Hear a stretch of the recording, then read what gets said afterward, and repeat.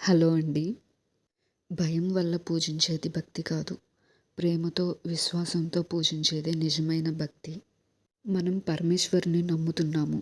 కానీ ప్రతి మనిషిలో ఉన్న పరమాత్మని మర్చిపోతున్నాము. ఈ భక్తి మన జీవితాన్ని సానుకూలంగా మార్చుతుంది. మన కష్టాలను తీరుస్తుందని కాదు, వాటిని తట్టుకునే ధైర్యాన్ని, సామర్థ్యాన్ని ఇస్తుంది. అదే మన ఆత్మకు ఆహారం, మన జీవితం అనే పదానికి చూపే దీపం. ధైర్యం ఉంటే దారులు కనిపిస్తాయి. ఆత్మధైర్యం ఉంటే అసాధ్యం అనేది సాధ్యమవుతుంది. మనసులో దయ, మాటల్లో మాధుర్యం, చేతుల్లో సహాయం, ఇవే దేవుడికి నైవేద్యం. పంచభూతాలు మనకి సహాయం ఉన్నంత వరకు అవే మనకి ఆరోగ్యాన్ని, సంతృప్తిని, ఆధ్యాత్మికతని ఇస్తుంది. మరీ ఎక్కువగా మాట్లాడేస్తున్నట్టున్నాను. ఇంకా వంట ప్రోగ్రాంలోకి వెళ్ళిపోదాం. టమాటా పప్పులో పచ్చిమిరపకాయలేనండి టేస్ట్ తీసుకొచ్చేది.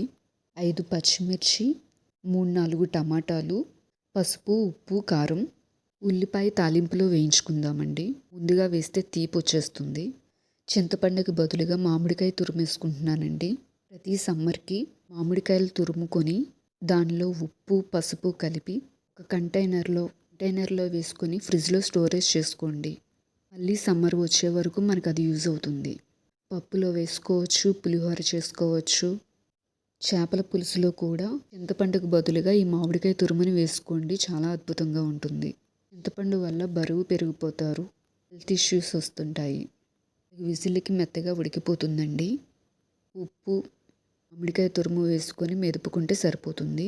తాలింపు వేసిన తర్వాత ఖచ్చితంగా సిమ్లో ఒక 2-3 నిమిషాలు అలాగే మగ్గించండి. టేస్ట్ మాత్రం మన అమ్మమ్మ వాళ్ళు చేసే టేస్ట్ వస్తుందన్నమాట. ఉల్లిపాయలు ముందుగా పప్పులో వేసుకుంటే తీపిదనం వస్తుందండి.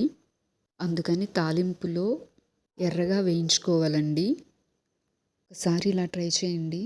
రుచికి, కమ్మదనానికి చాలా బాగుంటుంది.